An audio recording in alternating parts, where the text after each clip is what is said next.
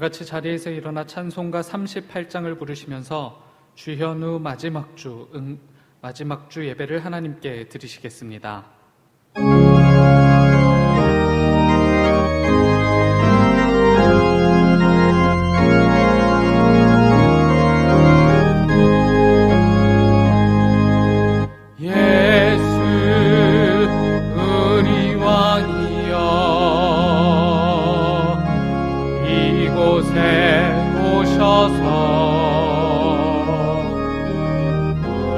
우리가 함께 드리는 영광을 받아주소서.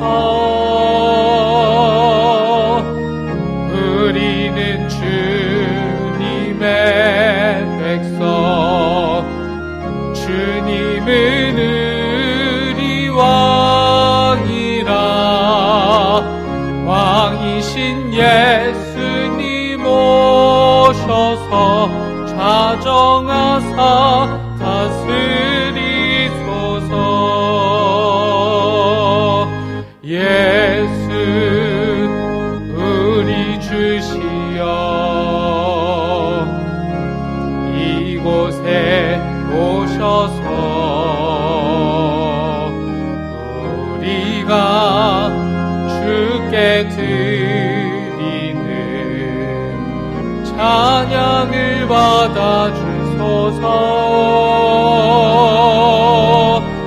우리는 주님의 종들, 주님은 우리 주시라.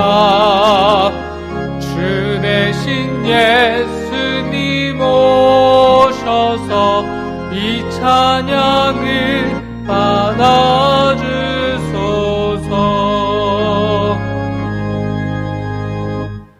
보라, 내가 새 일을 행하리니 이제 나타낼 것이라. 너희가 그것을 알지 못하겠느냐? 반드시 내가 광야의 길을 사막의 강을 내리니 장차 들짐승 곧 승냥이와 타조도 나를 존경할 것은 내가 광야의 물을 사막의 강들을 내어 내 백성 내가 택한 자에게 마시게 할 것임이라. 아멘.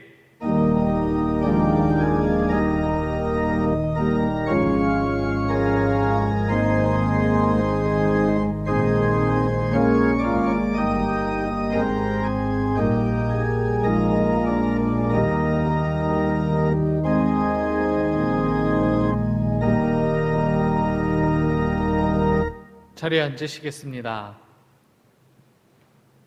교독문 26번, 시편 50편 말씀을 교독합니다. 교독문 26번, 시편 50편 말씀입니다.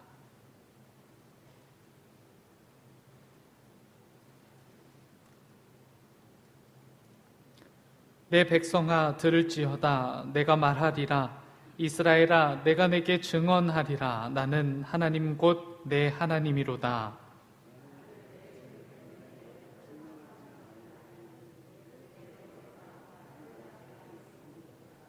내가 내 집에서 숫소나 내 우리에서 숫염소를 가져가지 아니하리니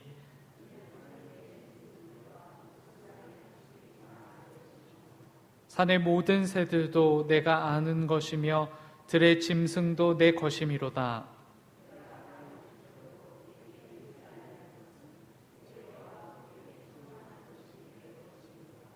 내가 숫소의 고기를 먹으며 염소의 피를 마시겠느냐?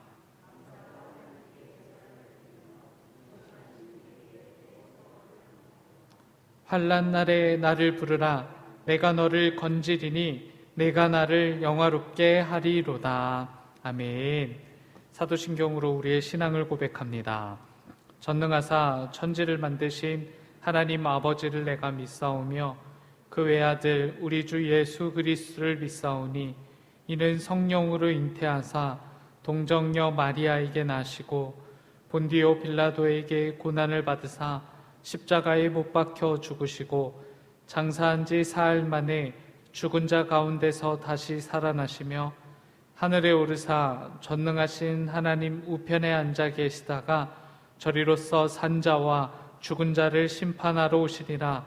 성령을 믿사오며 거룩한 공예와 성도가 서로 교통하는 것과 죄를 사하여 주시는 것과 몸이 다시 사는 것과 영원히 사는 것을 믿사옵나이다. 아멘.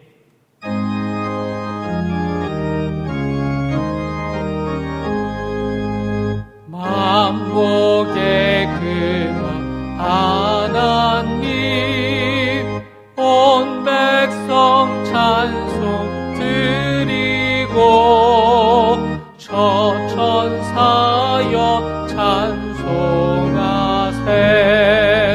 찬송 성부 성자 성령. 아멘. 김영근 집사님께서 오늘의 기도를 인도해 주시겠습니다.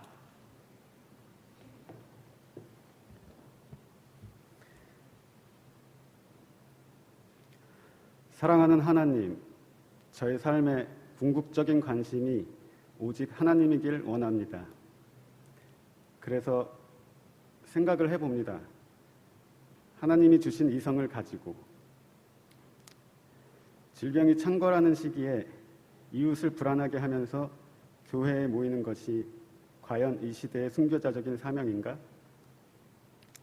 일요일에 자기는 예배드리러 간다고 아무렇게나 주차해놓고 동네 사람들 불편하게 하면서 오후에 싸구려 생수를 들고 나가 전도를 하면 진짜 전도가 될 거라고 생각을 하는 것인가? 전도했다 하는 위안을 갖기 위함인가?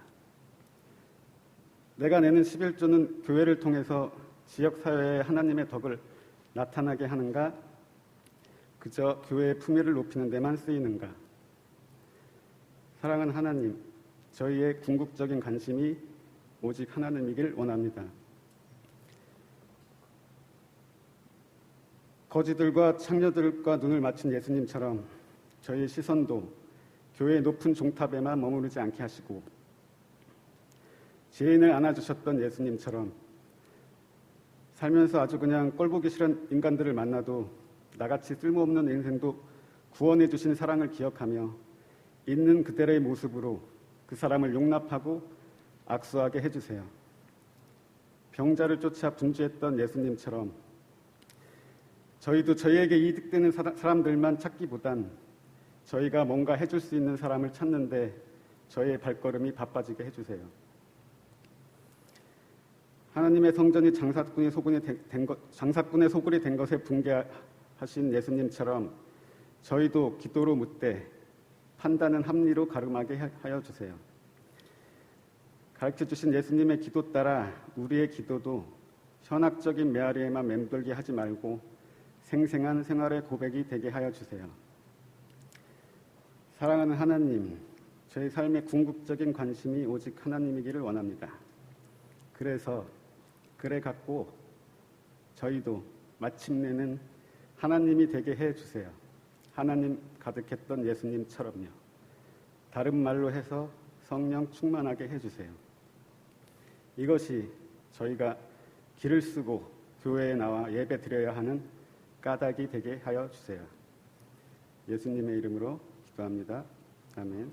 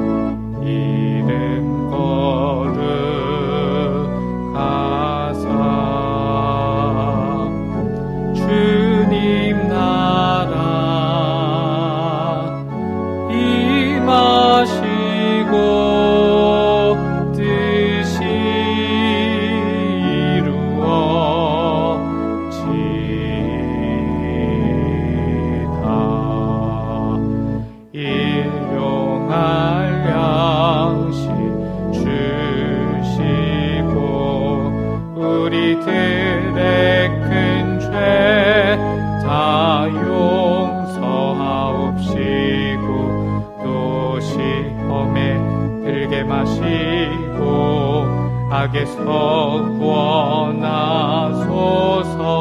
대개 주의 권세 주의 영광 영원히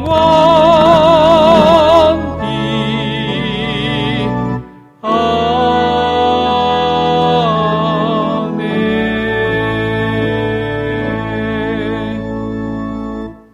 오늘 하나님께서 우리들에게 주시는 말씀은 마가복음 9장 2절부터 9절까지의 말씀입니다.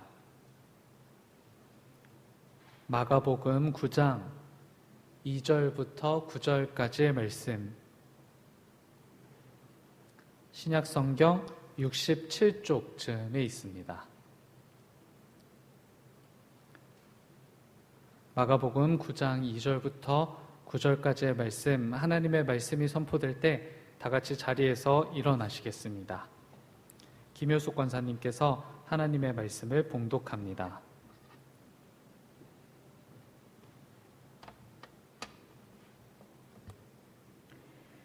엿새 후에 예수께서 베드로와 야고보와 요한을 데리시고 따로 높은 산에 올라가셨더니 그들 앞에서 번영되사 그 옷이 광채가 나며 세상에서 빨래하는 자가 그렇게 희게 할 수 없을 만큼 매우 희어졌더라. 이에 엘리야가 모세와 함께 그들에게 나타나 예수와 더불어 말하거늘 베드로가 예수께 고하되 랍비여 우리가 여기 있는 것이 좋사오니 우리가 초막 셋을 짓되 하나는 주를 위하여 하나는 모세를 위하여 하나는 엘리야를 위하여 하사이다 하니 이는 그들이 몹시 무서워하므로 그가 무슨 말을 할지 알지 못함이더라. 마침 구름이 와서 그들을 덮으며 구름 속에서 소리가 나되 이는 내 사랑하는 아들이니 너희는 그의 말을 들으라 하는지라. 문득 둘러보니 아무도 보이지 아니하고 오직 예수와 자기들 뿐이었더라. 그들이 산에서 내려올 때에 예수께서 경고하시되 인자가 죽은 자 가운데서 살아날 때까지 본 것을 아무에게도 이르지 말라 하시니. 아멘.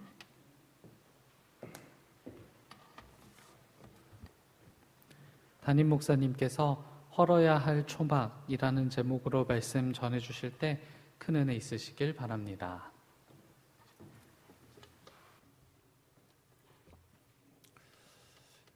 모두들 설 명절 잘 보내셨는지 모르겠습니다. 가족들은 모두들 평안하신지 또한 궁금합니다. 올 설 명절에 양가 어머니를 찾아뵈면서 형제들하고 먼저 약속을 했습니다. 언제 찾아가야 서로 만나지 않을 수 있을지. 참 드문 명절을 보냈는데요. 어서속히 코로나19가 가라앉아서 사랑하는 사람들, 좋은 사람들 마음껏 만나고 그들과 마음껏 웃으며 이야기하는 이 일상의 기쁨을 회복할 수 있었으면 좋겠습니다. 가정마다 가지고 있는 기도의 제목을 주님께서 기억하시고 응답해 주셔서 여러분들 모든 가정 속에 주님의 평화가 늘 함께 하시기를 바랍니다. 사회적 거리두기가 그래도 완화가 되어서 다음 주일부터는 2단계로 적용을 받게 됩니다. 그래서 지금은 10% 내외 그래가지고 이내여서 100명씩 저희가 예배를 드리고 있는데 다음 주일부터는 20%로 늘게 되었습니다. 그래서 200명이 모일 수 있게 되는데요. 그래서 다음 주일부터는 저희가 늘 해왔던 대로 1부 예배는 오전 8시에 그리고 2부 예배는 11시에 예배를 드리게 됩니다. 오늘처럼 9시에 오시면 예배 끝난 다음에 오시게 되는 셈이 되니까 잘 기억하셨다가 이렇게 시시각각 예배가 바뀌지만 다음 주 예배 드리는데 문제가 없기를 바랍니다. 어릴 적 설날이 되면 즐겨 불렀던 노래가 있습니다. 까치까치 설날은 어저께고요. 우리 설날은 오늘이에요 라는 노래였는데요. 어르신들은 이야기를 했습니다. 떡국을 먹어야 한 살을 더 먹는 거라고. 그 말을 듣고는 떡국을 2그릇, 3그릇 먹기도 했습니다. 어서 빨리 크고 싶어서 어른이 되고 싶어서 말이죠. 그랬던 시절이 있었는데 지금은 세월이 빨라도 너무 빨리 지나가는 것 같습니다. 우리 옛말에 철들자 망령이라는 속담이 있습니다. 생각하면 정말 두려운 속담인데요. 그냥 철없이 살다가 어느 날 철이 듭니다.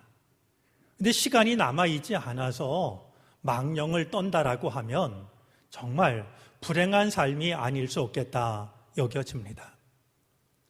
월든이라는 책을 남긴 헨리 데이비 소로우도 비슷한 말을 했습니다. 오 맙소사, 죽는 순간에 이르러서야 내가 한 번도 제대로 살지 못했다는 것을 깨닫게 되다니. 내가 한 번도 제대로 살지 못했구나라고 하는 것을 죽는 순간에 이르러서야 깨닫게 된다면 얼마나 마음 아픈 일일까 하는 것을 생각하게 합니다. 우리가 지금 보내고 있는 시간은 절기로도 그러하고 교회력으로도 매우 의미 있는 때를 보내고 있습니다. 이번 주 목요일이 우수입니다. 눈이 녹고 얼음이 녹아서 물이 된다라고 하는 우수이죠. 대동강 얼음물도 이제 녹기 시작한다는 우수가 됐는데요. 사실 우리 마음속에는 대동강 얼음장보다도 더 차갑고 더 단단하게 얼어 있는 것들이 있습니다. 때로는 교만, 때로는 아집. 그것이 우리 마음속에 얼음장보다도 더 두껍고 차갑게 얼어 있을 때가 있는데 그것을 녹일 수 있는 유일한 것은 성령의 은총이라고 여겨집니다. 그 은혜를 우리에게 베풀어 주셔서 우리의 마음으로는 녹일 수 없는 우리 마음속에 단단하게 굳어진 모든 것들이 주의 은혜로 녹아지게 되는 은혜가 임하였으면 좋겠습니다. 이번 주 수요일이 성회 수요일입니다. 이번 주 수요일부터 주님의 고난을 묵상하고 주님의 뒤를 따라가는 사순절이 시작이 됩니다. 초대교회로부터 기독교인들은 이 제의 수요일이 되면 이마에 제를 바르면서 이렇게 고백했습니다. 우리는 한 줌의 제여서 제로 돌아갈 뿐입니다. 우리가 대단한 존재 같아도 우리는 한 줌의 진흙, 한 줌의 제일 뿐이어서 우리는 제로 돌아갑니다. 라고 고백하면서 사순절을 맞이했습니다. 코로나로 인해서 많이 지치고 또 걸음이 무겁습니다만 이 제2의 수요일을 기점으로 사순절을 맞으면서 우리의 마음가짐이 제2의 수요일에 드렸던 그 고백이 되어졌으면 좋겠습니다. 주님, 저는 한 줌의 죄입니다. 그래서 한 줌의 죄로 돌아갈 인생입니다. 그 마음을 가지고 주님이 걸어가신 십자가의 길을 생각하고 내게 주신 십자가를 지고 주님의 뒤를 따라가는 복된 사순절기가 되어질 수 있기를 바랍니다. 오늘은 주현후 마지막 주일이 되고 예수님의 모습이 영광스럽게 변화하신 것을 기념하는 변화주일이기도 합니다. 어느 날 예수님께서 베드로와 야고보와 요한을 데리시고 높은 산 위로 올라가십니다. 오늘 성경은 그 세 사람을 데리고 가신 그 장면을 기록하면서 따로 데리고 가셨다라고 기록하고 있습니다. 우리가 알고 있는 예수님의 제자는 그들이 전부가 아닙니다. 그런데 예수님은 매우 중요한 순간에 예를 들면 겟세마네 동산에 오르실 때에도 바로 이 세 제자만을 데리고 오르셨습니다. 왜 주님이 이 세 제자만을 데리고 오르신 것일까? 성경은 그 이유를 말하고 있지 않지만 이런 모습을 통해서 우리가 한 가지 돌아봐야 할 것이 있습니다. 주님께서 매우 중요한 순간에 매우 중요한 일을 하실 때 나를 찾으실만 할까? 나의 믿음, 내 모습은 주님께서 주님의 일을 하실 때 나를 찾을 만한 사람일까 하는 것을 돌아보는 것이 필요할 겁니다. 제자들은 그 외에도 많이 있었지만 매우 중요한 순간에 세 제자를 데려가신 예수님을 두고 편애한다고 탓할 것보다는 나는 과연 매우 중요한 그 순간에 주님께서 찾으실 만한 사람일까 하는 것을 돌아보고 오늘 우리들의 믿음이 그만한 믿음이 되어지기를 바랍니다. 이 높은 산으로 올라가신 때를 두고서 2절은 엿새 후에라고 말하고 있는데 언제부터 엿새였는지는 알 수가 없습니다. 그러나 앞서 나오는 말씀을 보면 아마도 베드로가 예수님께 신앙 고백을 한 지 엿새가 지난 후에 데리고 올라가신 것이 아닐까 이런 짐작을 하게 됩니다. 세 제자와 함께 산에 오르신 예수님께서는 세 제자들이 보는 앞에서 그 모습이 변화되십니다. 오늘 성경은 매우 재미난 표현을 하고 있는데요.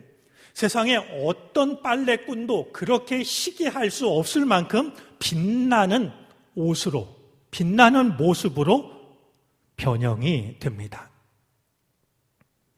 어쩌면 이 주님의 이 변모는 9장 1절 말씀의 응답일지도 모릅니다.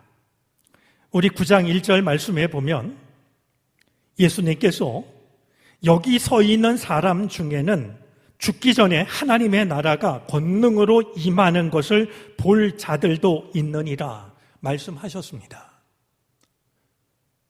이제 거룩한 모습으로 변화하신 이 모습은 바로 9장 1절에서 말씀하셨던 하나님의 나라가 권능으로 임하는 것과 무관하지 않았을 겁니다. 믿음의 눈으로 보자면 우리 삶 속에서 일어나는 모든 일들은 말씀의 성취일 수 있습니다. 그냥 믿음 없이 바라볼 때는 우연히 일어나는 일 같고 습관적으로 일어나는 일 같지만 믿음의 눈으로 보자면 우리 삶 속에서 일어나는 모든 일들 속에는 주님의 뜻이 담겨져 있고 주님의 말씀이 성취되고 있다는 사실을 우리는 깨달을 수가 있게 될 겁니다. 우리의 일상이 말씀의 성취라고 하는 것을 깨닫고 그것을 경험하는 즐거움을 누리는 것은 우리가 믿음의 길을 걸어가면서 누릴 수 있는 가장 큰 행복, 지복에 해당이 될 겁니다. 주의 은혜를 특별한 곳에서만 찾지 마시고 내 삶 속에서 이것이 주님의 말씀의 성취구나. 이것을 우리가 일상의 삶을 통해서 깨달아가는, 그래서 다른 사람이 누리지 못하고 알지 못하는 참된 지복을 누릴 수 있는 우리들이 되어질 수 있기를 바랍니다. 그날 산 위에서 제자들이 경험한 놀라운 일은 거룩하게 변모하신 예수님을 본 그것이 전부가 아니었습니다. 주님의 변모도 놀라운 것이었지만 더욱 놀라운 일이 이어집니다. 예수님의 모습이 빛나는 모습으로 변화되었을 때 두 사람이 나타나 예수님과 대화를 나누기 시작합니다. 그 두 사람은 엘리야와 모세였습니다. 왜 엘리야와 모세였을까요? 엘리야와 모세가 거룩하게 변모하신 예수님 계신 그곳에 나타나 예수님과 대화를 나눴다고 하는 것의 의미는 무엇일까요? 오늘 성경은 그것에 대해서 설명하지 않습니다. 그러나 짐작이 되는 것이 있습니다. 엘리야는 모든 예언자를 대표하고 있고 모세는 율법을 대표하는 사람입니다. 그들이 거룩하게 변모하신 예수님을 만나서 예수님과 대화를 나눴다라고 하는 것은 구약에 나오는 모든 예언서와 율법의 말씀이 예수님과 무관하지 않다라고 하는, 예수님과 대화를 나누고 있다라고 하는, 그리고 궁극적으로는 그 모든 말씀이 예수님을 가리키고 있고 예수님을 통해서 온전해진다라고 하는 것을 생각하게 합니다. 복음서를 통해서만 우리는 예수님을 만날 수 있는 것이 아니라 구약에 있는 말씀을 통해서도 얼마든지 우리는 예수 그리스도를 만날 수 있고 예수 그리스도와 대화를 나눌 수가 있게 되는 것이죠. 역시 성령께서 우리에게 은혜를 허락하여 주셔서 모든 말씀 속에서 예수 그리스도, 나의 구원자를 만나는 은총을 우리 모두가 누릴 수 있게 되기를 바랍니다. 엉뚱한 상상이지만 오늘 말씀을 대하면 한 가지 드는 질문이 있습니다. 베드로와 야고보와 요한은 어떻게 예수님과 대화를 나누는 두 사람이 엘리야 그리고 모세라는 사실을 알았던 것이었을까요? 충분히 짐작하지만 결코 같은 시대 사람이 아닙니다. 한 번도 만난 적이 없는 사람들입니다. 그런데 어떻게 지금 나타나서 예수님을 만나고 있고 얘기를 나누는 두 사람이 한 사람은 엘리야, 다른 사람은 모세라는 사실을 알았을까요? 악수를 하면서 저는 베드로예요 인사를 하자 그들이 나는 엘리야요, 나는 모세요 이렇게 통성명을 했던 것일까요? 아니면 궁금해하니까 모든 것을 아시는 예수님이 제자들 앞에 이 사람은 엘리야, 이 사람은 모세 소개를 했던 것일까요? 그 어떤 설명도 충분하지 않을 것 같습니다. 마음속에 분명하게 드는 생각이 있습니다. 제자들이 주님의 거룩하심 앞에 섰을 때 그 순간은 제자들도 주님의 거룩하심 속으로 들어가는 시간이었습니다. 그들이 주님의 거룩하심 속에 들게 되었을 때 모든 질문과 의구심은 사라지고 모든 것이 분명해졌을 겁니다. 묻지 않아도 알게 되는 말이죠. 고린도전서 13장 12절에는 이런 말씀이 있습니다. 우리가 지금은 거울을 보는 것 같이 희미하나 그때에는 얼굴과 얼굴을 대하여 볼 것이요 지금은 내가 부분적으로 아나 그때에는 주께서 나를 아신 것 같이 내가 온전히 알리라. 우리의 믿음 속에도 여전히 희미한 부분이 있습니다. 우리는 결코 전부를 아는 것이 아니어서 믿음의 세계 중 일부분만을 알고 있을 뿐입니다. 아무리 믿음이 좋은 사람 마음속에도 여전히 알지 못하는 부분이 있고 해답을 얻지 못한 질문들이 있습니다. 그런 우리가 주님의 거룩하심 앞에 서게 될 때, 주님의 거룩하심 속에 들게 될 때 모든 의심과 의구심이 사라지고 모든 것이 분명해지는 은혜를 누리게 되는 것 아닐까요? 저는 우리가 이런 은혜를 마음을 다해 사모하고 누릴 수 있었으면 좋겠습니다. 언제까지나 희미하고 부분적으로 아는 믿음에 머무를 것이 아니라 묻지 않아도 알 수 있는 말이죠. 애매하거나 희미한 것이 따로 남아있지 않은 모든 것이 명확하고 분명해지는 이런 놀라운 은혜를 우리 모두가 믿음의 길에서 경험하고 누릴 수 있게 되기를 바랍니다. 예수님과 엘리야와 모세가 서로 만나서 이야기를 나누고 있는 모습을 바라보는 세 제자의 마음은 어떠했을까요? 아마도 가슴이 터질 것처럼 설레지 않았을까요? 그 얼마나 영광스럽고 거룩한 순간이었겠습니까? 예수님이 거룩하게 변모하신 것도 그렇겠거니와 말씀을 통해서만 알고 있었던 엘리야가 나타나고 모세가 나타나서 예수님과 대화를 나누고 있으니 말이죠. 그리고 그 모습을 지금 눈으로 바라보고 귀로 듣고 있으니 얼마나 가슴이 벅찼을까? 얼마나 감격스러웠을까? 어렵지 않게 짐작이 됩니다. 그 감격을 이기지 못하고 베드로가 예수님께 이야기를 합니다. 선생님, 우리가 여기에 있는 것이 참 좋습니다. 그러니 우리로 하여금 초막 셋을 짓게 하셔서 하나에는 예수님을 모시게 하고 또 하나의 초막에는 엘리야를 모시고 또 하나의 초막에는 모세를 모시게 해 주십시오. 청을 합니다. 이제까지 한 번도 경험해 본 적 없었던 특별하고 거룩하고 마음 설레는 시간 속에 오래도록 머물고 싶다고 말합니다. 이제 다른 시간 말고 그냥 이 시간 속에 언제까지나 머물고 싶다라는 마음을 베드로가 밝힙니다. 우리는 이 베드로의 말을 잘 이해할 수 있습니다. 왜냐하면 우리도 그럴 때가 있기 때문입니다.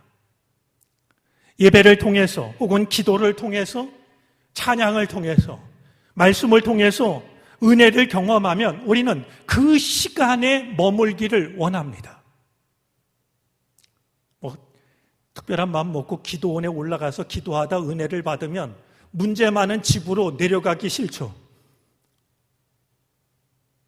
가면 고생할 직장으로 내려가기가 싫어집니다. 그냥 이곳에 언제까지나 머무르면 얼마나 좋을까 하는 생각이 우리들의 마음속에도 찾아듭니다. 과연 이 좋은 시간, 이 거룩한 자리에 언제까지나 머무르고 싶습니다 라고 했던 베드로의 청을 주님은 어떻게 받으셨을까요? 초막을 든든하게 잘 세우라고 허락하셨을까요? 그래, 저 골치 아픈 세상으로 내려가지 말고 우리 이렇게 좋은 사람들이 만났으니 우리가 이곳에서 함께 살자고 베드로의 청을 받아들이신 것일까요? 우리가 잘 알고 있는 것처럼 주님은 베드로의 청을 받지 않으십니다. 제자들과 함께 산 아래로 내려오십니다. 거룩하게 변모를 하셨던 산 위에서 더러운 귀신 들린 아이가 기다리고 있는 산 아래로 세상 속으로 내려오셨습니다. 왜 주님은 베드로의 청을 받아들이지 않으신 것일까요? 우리는 이 질문 앞에 오래 머무를 필요가 있습니다.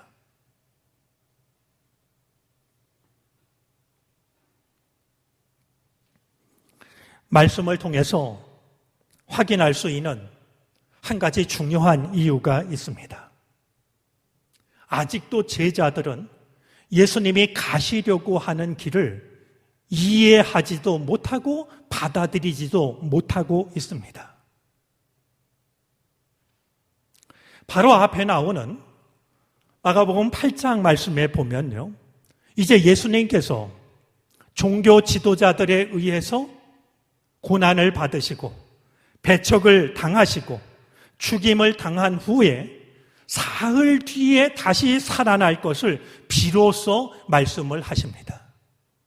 비로소라는 그 말을 가지고 다시 한번 말씀을 돌아보면 예수님이 이 말씀을 하실 때가 언제였냐 하면 베드로가 예수님께 신앙 고백을 했던 바로 그때입니다. 아마 예수님은 이렇게 생각하셨을 것 같습니다. 베드로의 신앙 고백을 들으니까 이제쯤에는 내가 가고자 하는 길이 어떤 길인지를 얘기해도 되겠구나. 내 속내를 털어놔도 때가, 받아들일 때가 되었구나. 그런 마음으로 주님이 고난을 받으시고 배척을 당하고 죽임을 당하고 그게 전부가 아니라 사흘 뒤에 다시 살아나게 될 것을 말씀하셨겠죠. 그러나 예수님의 말씀을 들은 베드로의 반응이 어떠했는지 8장 32절은 이렇게 기록하고 있습니다. 드러내놓고 이 말씀을 하시니 베드로가 예수를 붙들고 항변하매. 우리 성경에 붙들고라고 번역된 이 붙들고라는 말을 새번역 성경에서는 바싹 잡아당기고라고 번역을 했습니다. 바싹 잡아당기고라는 말은 또 어떤 한 장면을 떠올리게 하는데요. 멱살잡이입니다. 베드로가 예수님의 멱살을 잡고 끌어당기면서 항변했다라고 그랬는데 항변하다라는 이 말은 꾸짖었다라는 말입니다. 베드로가 예수님을 꾸짖고 있습니다.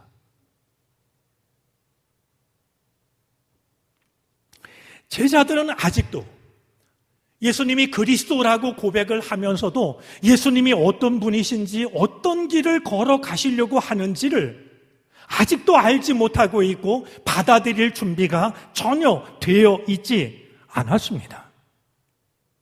그런 제자들이 지금 예수님의 영광에는 영원히 머무르기를 원하고 있습니다. 주님의 고난은 이해도 안 되고 받아들일 마음도 없고 그랬던 제자들이 예수님의 거룩하심 앞에서는 그곳에 언제까지나 머물고 싶어 하는 말이죠. 고난은 말고 영광에만 영원히 머물고 싶어 하는 모습을 보이고 있는 것이었습니다.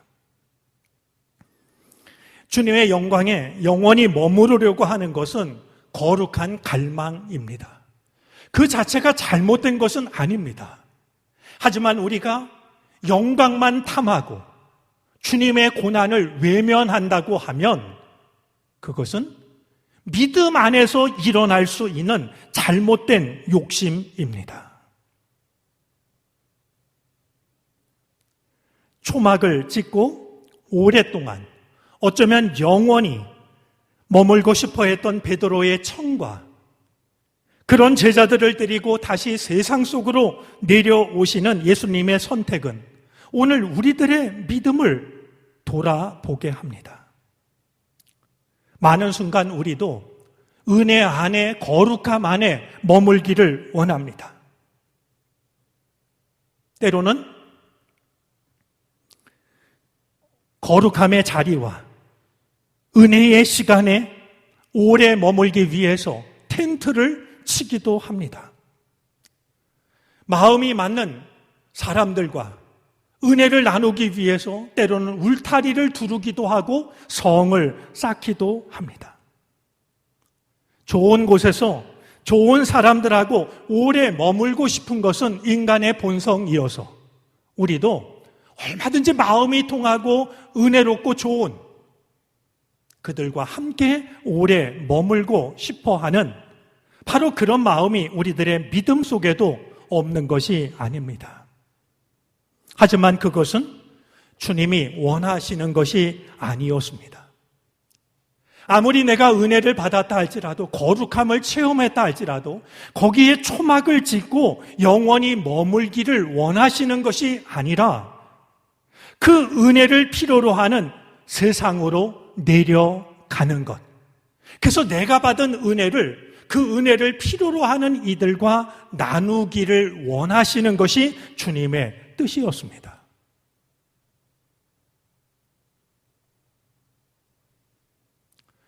오늘 예수님은 산 위에서 내려오시면서 제자들에게 함구령을 내리십니다. 내가 고난을 받고 죽임을 당한 후 부활한 뒤까지 이 이야기를 아무에게도 하지 말라. 아마 예수님은 그 이야기를 듣고 그 산 위로 올라올 마음을 갖는 이들에게, 즉 고난 없이 영광에만 머무르려고 하는 이들에게 그것이 잘못된 것임을 일러주기 위해서 주님이 죽으시고 부활하실 때까지는 너희들이 오늘 본 일을 아무에게도 이야기하지 말아라. 함구령을 내리셨던 겁니다. 그 얘기를 듣는 사람들도 고난 없는 영광만 탐하게 될까 싶어서 말이죠. 오늘 말씀은 우리의 믿음 생활 중에서 정말로 중요한 것이 무엇인지를 우리에게 일러줍니다. 제자들은 특별한 경험을 했고 초막을 지어 그 시간 안에 머무르려고 했고 어쩌면 그 은혜를 자신들만 독점하려고 했지만 바로 그 순간에 그들에게 들려온 음성이 있었습니다. 오늘 7절 말씀입니다. 우리 함께 7절 말씀을 읽어볼까요? 마침 구름이 와서 그들을 덮으며 구름 속에서 소리가 나되 이는 내 사랑하는 아들이니 너희는 그의 말을 들으라 하는지라.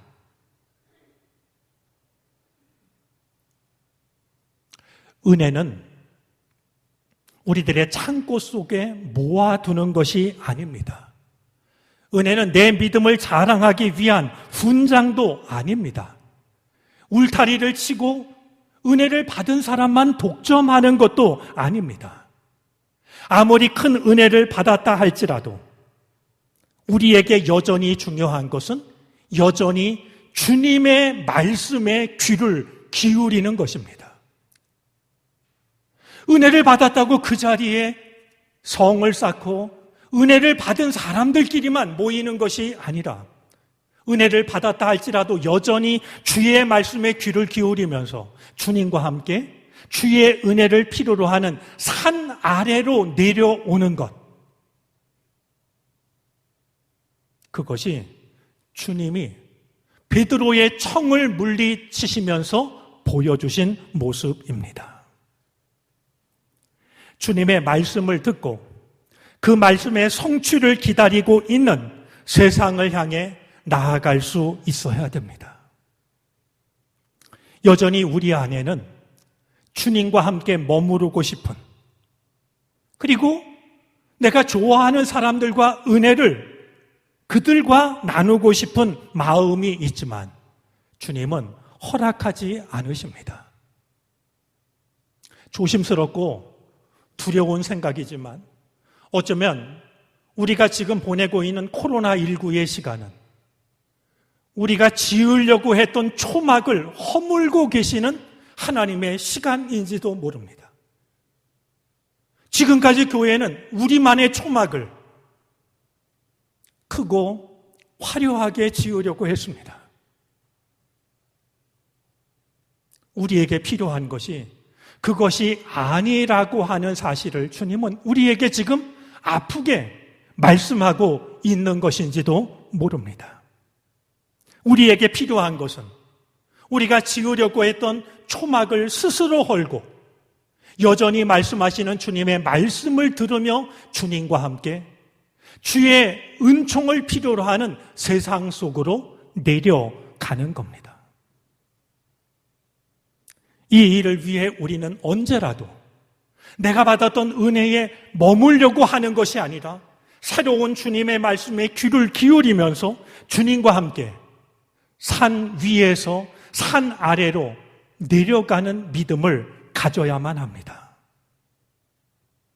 화려하게 빛나는, 그래서 누구에게라도 자랑하고 싶은 초막을 스스로 헐어내고 주님의 말씀을 따라 주님의 은총을 필요로 하는 세상을 향해 나아가는, 그것이 오늘 이 땅의 교회요, 이 땅의 그리스도인들이 되어야 할 줄로 압니다.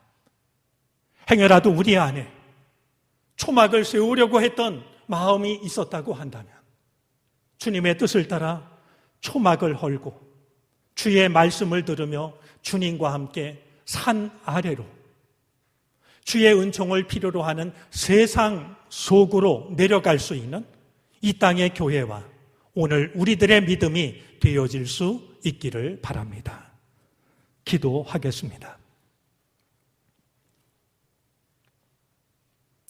주님, 초막셋을 짓고 싶어 하는 마음은 우리에게도 있습니다. 거룩한 갈망처럼 우리 마음 깊은 곳에 자리를 잡고 있습니다. 초막 짓는 것을 허락하지 않으시고 산 위에 머물지 않으셨던 주님, 우리만의 초막을 지으려는 마음 내려놓게 하여 주시고 주님의 말씀을 여전히 따르게 하옵소서. 산 꼭대기 초막 안에 머무르는 대신 주님의 은총을 필요로 하는 세상을 향하여 주님과 함께 내려가게 하옵소서. 이 일을 믿음으로 감당하는 이 땅의 모든 교회와 이 땅을 살아가는 그리스도인들이 되게 하옵소서. 예수 그리스도의 이름으로 기도를 드립니다. 아멘. 찬송가 84장을 찬송합니다. 마지막 절을 부르실 때 다 같이 자리에서 일어나 하나님께 드리신 예물을 함께 봉헌하시겠습니다.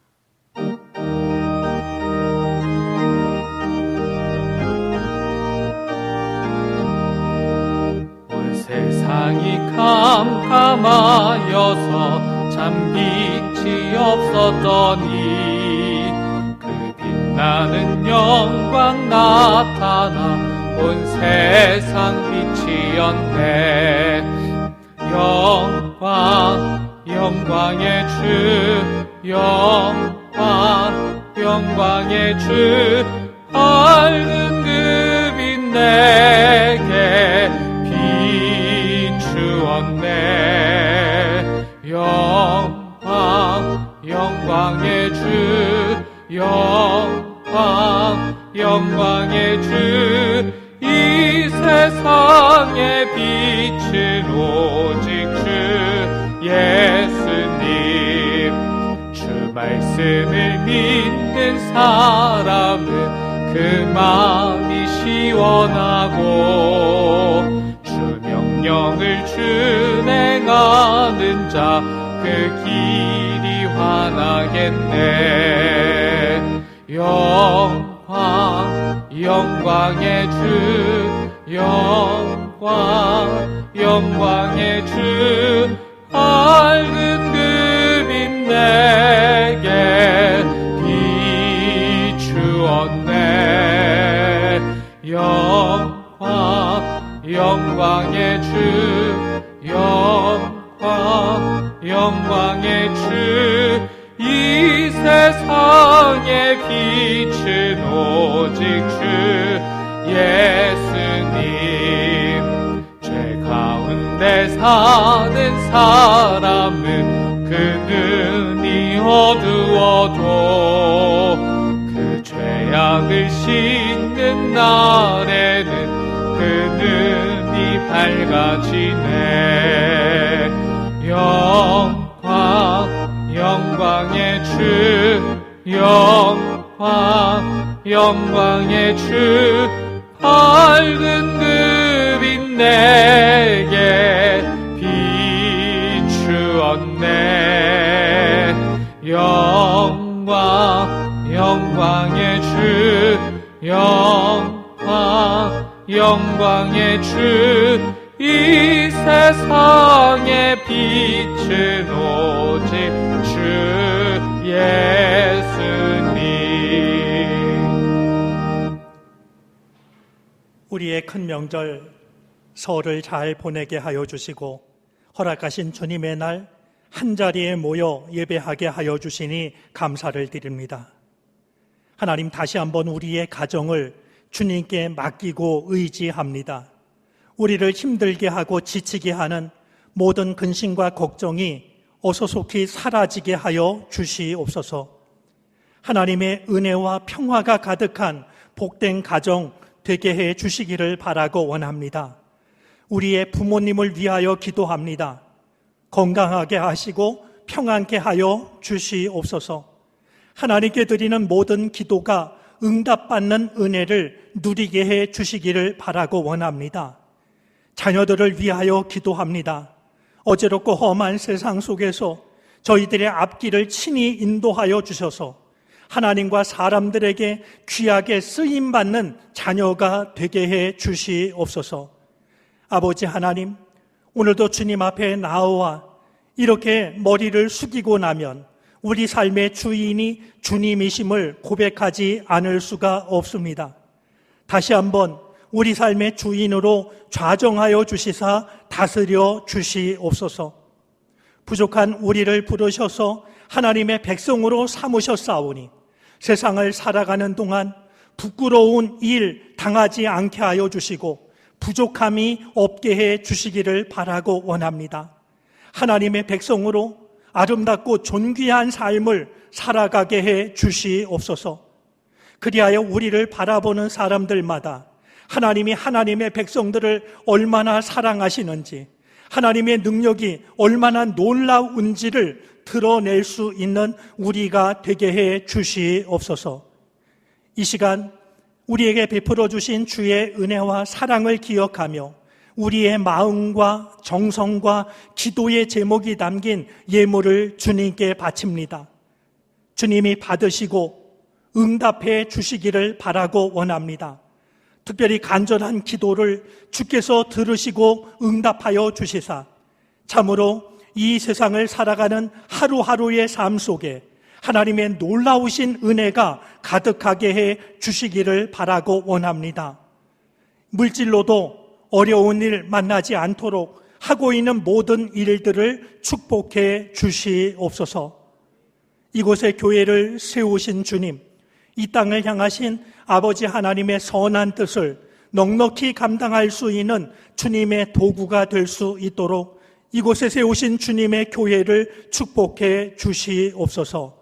감사를 드리며 거룩하신 주 예수 그리스도의 이름으로 기도를 드립니다. 아멘.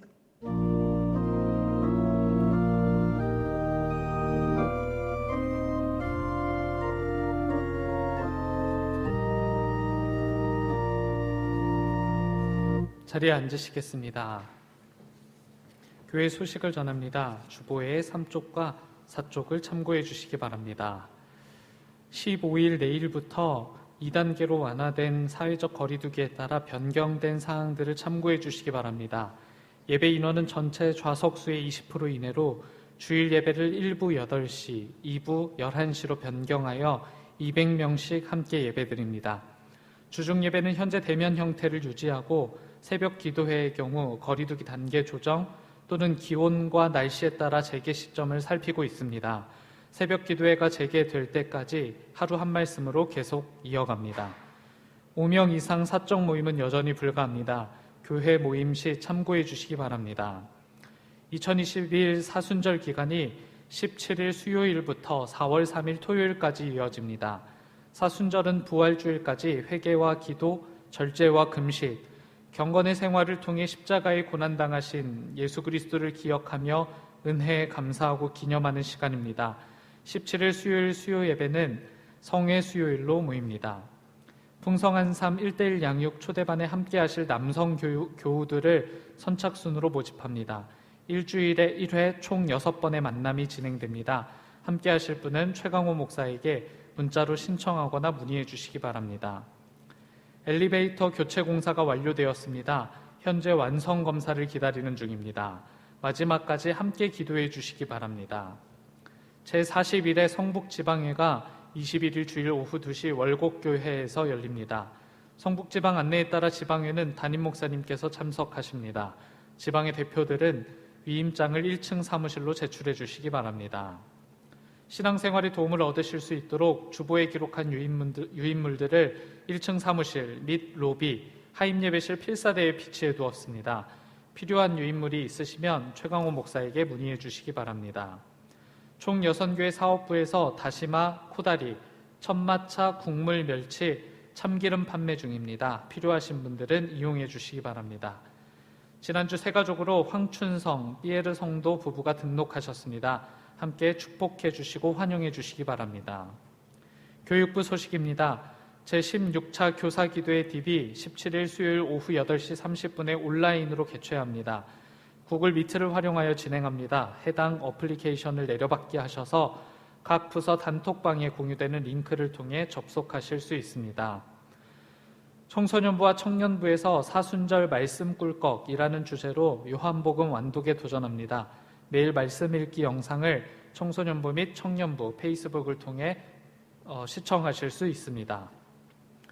2021 상반기 장학금 신청이 20일 토요일까지 이어집니다. 주보를 참고해 주셔서 아직 신청하시지 못한 분들은 신청해 주시기 바랍니다. 모임 광고입니다. 속회공과 교육이 17일 수요일 수요 예배 후 오전 11시 20분 하임 예배실에서 있습니다. 장학위원회 모임이 21일 다음 주일 오후 12시에 새가족실에서 있습니다. 교우 소식입니다.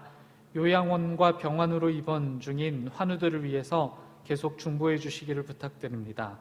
최명순 집사님, 어머님께서 별세하셔 장례로 모셨습니다. 박묘자 집사님, 차남께서 별세하시어 장례로 모셨습니다. 주님의 위로가 함께 하시기를 바랍니다. 담임 목사님께서 고난주간 묵상집 은총이 깃드는 고난의 시간을 발견하셨습니다. 1층 사무실에서 구매하실 수 있습니다. 섬김 광고입니다. 김기한 권사님 아버지 장례를 마치고 떡을 대접합니다. 섬김에 감사드립니다. 담임 목사님께서 성도의 교제를 인도해 주시겠습니다. 오늘 우리와 함께 예배를 드리는 분 중에 우리와 함께 믿음의 길을 걷기를 다짐하고 새가족으로 등록하시는 부부가 계십니다. 이 시간 소개하고 환영을 하겠습니다. 김철곤 권사님, 강선심 집사님이십니다. 잠깐 자리에서 일어나 주시겠습니까? 우리 따뜻한 박수로 두 분을 환영하겠습니다. 네, 자리에 앉아 주시기를 바랍니다. 진심으로 환영하고 오늘 말씀처럼 정말 주님의 거룩하심을 함께 체험하는 복된 시간이 이어지게 되기를 바랍니다. 잊어버릴까 봐 먼저 광고하겠습니다. 아마 본인 얘기라 쑥스러워서 광고를 못한 것 같은데요. 어쩌면 가슴이 떨려서 못한 것일지도 모르겠습니다. 최광호 목사님이 아니네요. 이유나 사모님이 아기를 낳으셨습니다. 근데 주보에 보면 등녀, 등남 이렇게 돼 있어서 아니 한꺼번에 어떻게 두 애를 낳지?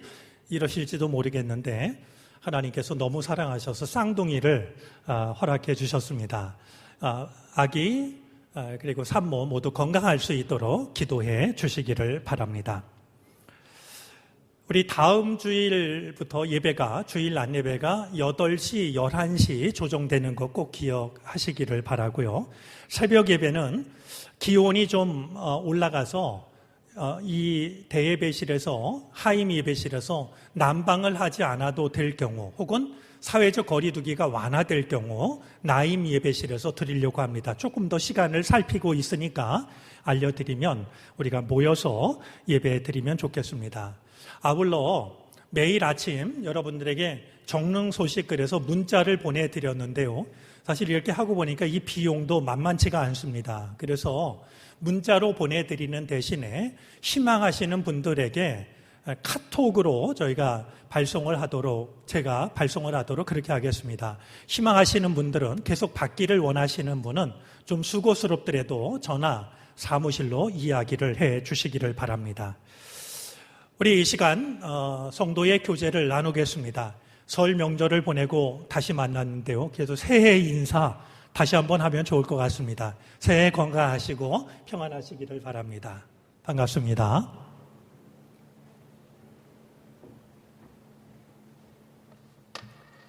다 같이 일어나셔서 결단 찬송 부르시겠습니다. 찬송 후에 담임 목사님의 축도로 예배를 마칩니다.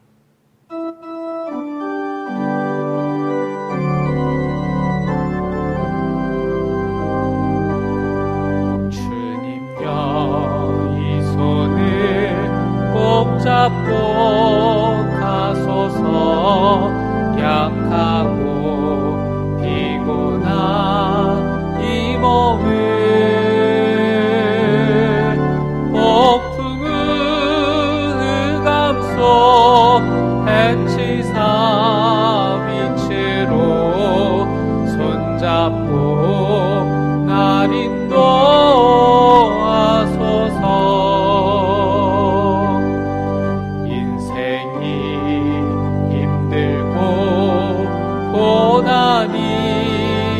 덮칠 때에 주님여 날 도와 주소서. 외치는 이 소리 귀 기울이시사 손잡고 날 인도하소서.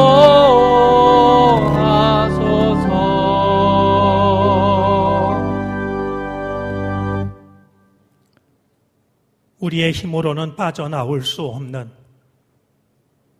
기가 막힌 웅덩이와 수렁에 빠진 우리를 건지기 위하여 십자가에 매어 달리셨던 주님, 우리의 손을 놓치지 않기 위하여 못자국 난 손으로 여전히 우리를 붙잡고 계신 주님, 초막을 지으려 하는 우리의 마음을 헐게 하여 주시고 주의 말씀 들으며 주님과 함께 주의 은총을 필요로 하는 저 삶의 자리로 내려가게 하옵소서.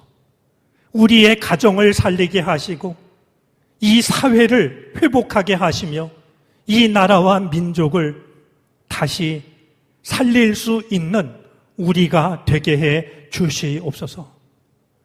삶의 자리로 나아가는 모든 주의 백성들을 축복하여 주시사 이 복된 삶을 살아가기에 부족함이 없게 하여 주시옵소서. 지금은 우리 구주 예수 그리스도의 크신 은혜와 하나님 아버지의 헤아릴 길 없는 사랑하심과 도우시고 이끄시는 성령의 은총이 정성된 마음으로 예배를 드리고 허락하신 삶의 자리를 향하여 말씀을 품고 나아가는 모든 주님의 백성들 머리 위에 이제로부터 영원토록 함께 계시옵기를 간절히 축원하옵나이다. 아멘.